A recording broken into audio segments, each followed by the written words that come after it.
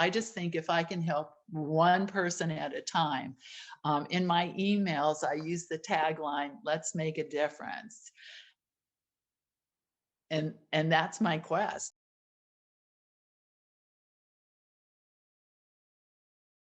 Because I was born and raised in Southern California. My mother was a stay-at-home mom, and my father worked in real estate, which plays a key into my journey.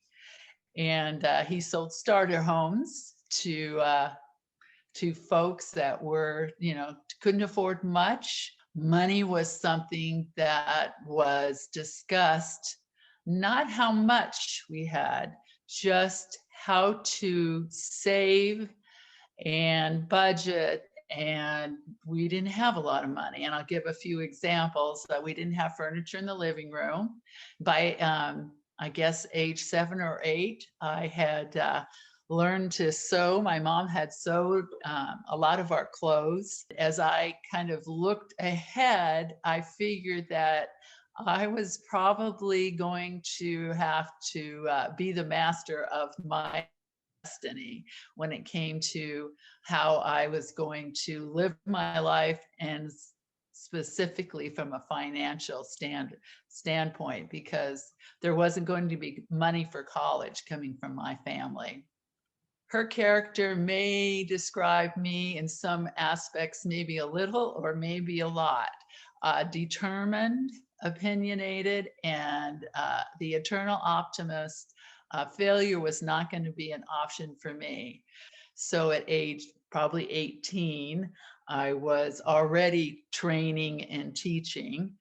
And I asked one of the vendors, which happened to be the Lifesavers vendor, 8 words that changed my life. How do I get a job like yours? And within a month, I was in my new position as a Lifesavers sales representative, calling on stores. I've been blessed enough. I was an advisor, I guess, for 18 plus years. So came across, and I felt like I would tell everybody that was my client or just that I was trying to help, that really my calling in life was a teacher trainer. And the more that they knew about how they were investing, the more they understood, then the better the experience is going to be. Just hearing all the stories and helping people unravel their financial life, it became quite apparent that the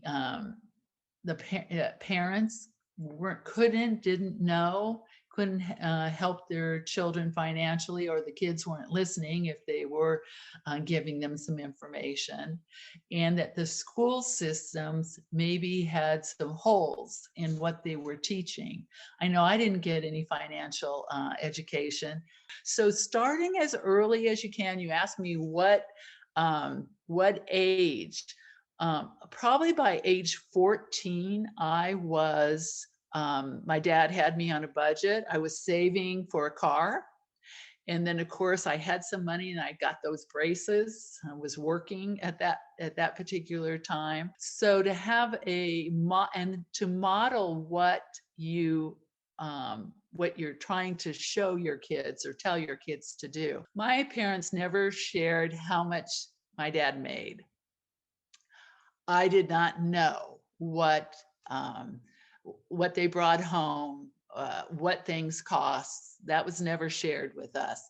So as a parent and as a single parent, my kids knew, and this is what we pay for our mortgage. This is what we pay for food. This is what this costs.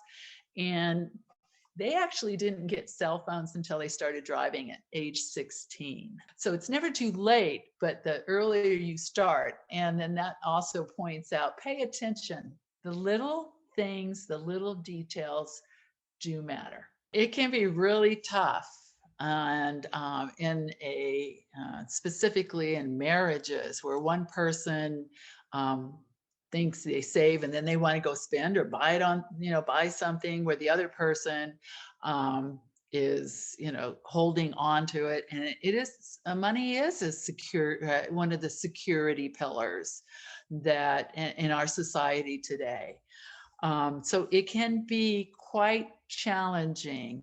I talk all throughout my book to find a mentor or two, a tax advisor or a financial advisor to help them, because it's not, it's the information's out there. I do think there's a lot of good financial information out there. It's just not getting into the hands of the youth, our youth, quickly enough. So anyway, that's my quest.